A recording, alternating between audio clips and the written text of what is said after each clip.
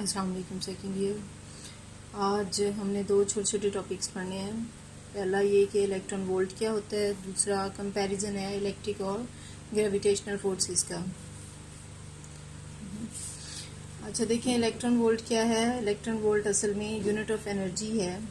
इसके लिए आप इसको अंडरस्टैंड करने के लिए आपने पहले भी कई दफ़ा पढ़ा है कि एक चार्ज Q है, पॉजिटिव चार्ज Q है, जिसे हम उठा के प्लेट A से प्लेट B की तरफ ले जाते हैं। तो ऐसा करने में हम क्या कर रहे हैं, इसमें पोटेंशियल एनर्जी स्टोर कर रहे हैं। उस पोटेंशियल एनर्जी को हमने पहले भी delta U is equal to Q into VB minus VA ऐसे लिखा था, ठीक है। और इसको हम Q डेल्टा V भी कह सकते हैं।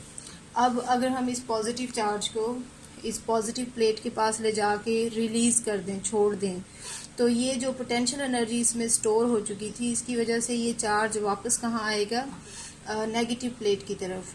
और लॉजिकली भी ठीक है कि पॉजिटिव प्लेट उसे रिपेल करेगी और नेगेटिव प्लेट उसे अपनी तरफ अट्रैक्ट करेगी। तो इसलिए ये काइनेटिक एनर्जी गेन कर लेगा। और कितनी काइनेटिक एनर्जी गेन करेगा, प्लेट ए तक पहुंचते पहुंचते जितनी उसके पास प्लेट बी पे पोटेंशियल एनर्जी थी, यानी जो चेंज इन काइनेटिक एनर्जी है, it is equal to change in potential energy which is equal to Q delta V।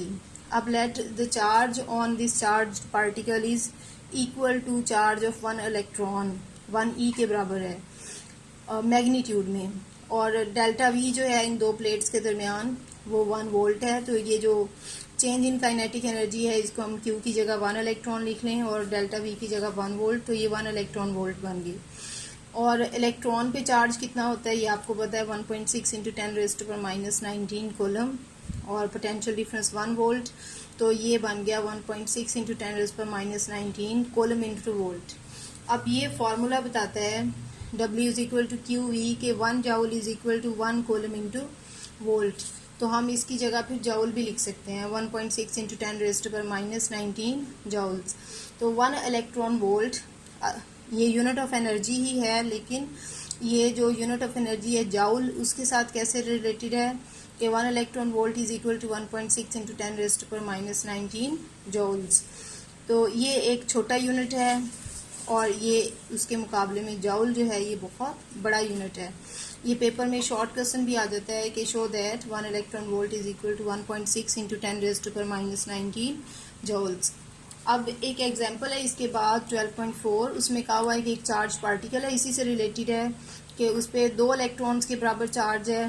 Potential difference between the plates 3 electron volts है। अगर उस चार्ज को वहाँ छोड़ा जाए तो कितनी काइनेटिक एनर्जी वो गेन कर लेगा। तो काइनेटिक एनर्जी में चेंज Q डेल्टा V, इसमें Q की जगह सिंपली 2 इलेक्ट्रॉन पुट कर दें, डेल्टा V 3 वोल्ट्स है, तो ये 6 इलेक्ट्रॉन वोल्ट्स। अगर आपसे आंसर इलेक्ट्रॉन वोल्ट्स में मांगा है तो यहीं तक आपका आंसर हो गया। लेकिन अगर नहीं कहा हुआ तो फिर आप एंड पे जॉल में ही आंसर देंगी, 1 इलेक्ट्रॉन वोल्ट, क्योंकि 1.6 इंटू 10⁻⁻19 जॉल होता है। तो इस इलेक्ट्रॉन वोल्ट की जगह इसकी वैल्यू पुट कर ली, तो change in kinetic energy is equal to 9.6 into 10⁻⁻19 joules. और दूसरा जो टॉपिक है हमारा कि हमने करना है comparison of electric and gravitational forces. तो देखें, ग्रेविटेशनल और इलेक्ट्रिक फोर्सेस में कुछ सिमिलैरिटीज़ हैं और कुछ डिफरेंसेस हैं।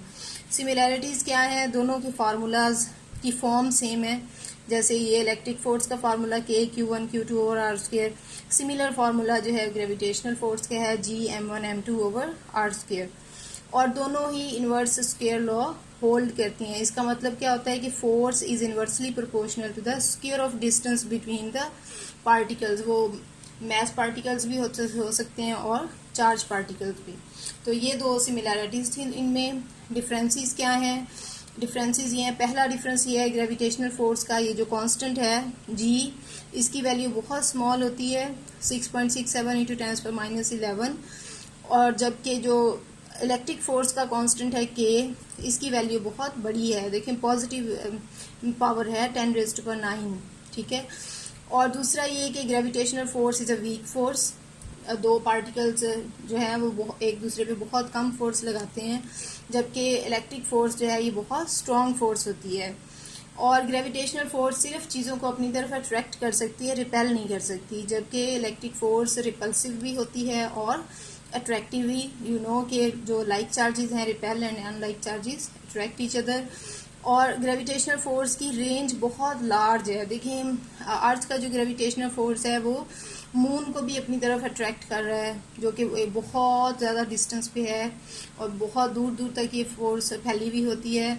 जबकि जो इलेक्ट्रिक फोर्स है although it is very strong, लेकिन इसकी रेंज बहुत कम होती है, बहुत थोड़े डिस्टेंस के बाद जाके ये ख़त्म हो जाती है। और जो ग्रेविटेशनल फोर्स है ये मीडियम पे डिपेंड नहीं करती। आप किसी चीज़ का वेट अगर 80 न्यूटन है तो वो 80 न्यूटन ही है, चाहे आप अर्थ और उसके दरमियान में एयर रख दें, प्लास्टिक रख दें, रबर रख दें, ये मीडियम पे डिपेंड नहीं करती। जबकि आपने डिटेल से पढ़ा है कि इलेक्ट्रिक फोर्स जो है ये मीडियम डिपेंडेंट होती है। और इस प्रॉपर्टी की वजह से जो ग्रेविटेशनल फोर्स है उसे हम शील्ड नहीं कर सकते, यानी कोई भी ऐसी चीज़ जो ग्रेविटेशनल फील्ड के अंदर है उसे हम ग्रेविटेशनल फोर्स से बचा नहीं सकते। जबकि जो इलेक्ट्रिक फोर्स है इसको शील्ड किया जा सकता है। जैसे आपने गॉसेस लॉ की फर्स्ट एप्लीकेशन पढ़ी थी कि एक चार्ज होलोस्फीयर के अंदर वाली साइड पे जब आपने कोई चार्ज रख दिया तो उस पर कोई फोर्स एक्ट नहीं कर रही, यानी उसने उसको शील्ड कर लिया।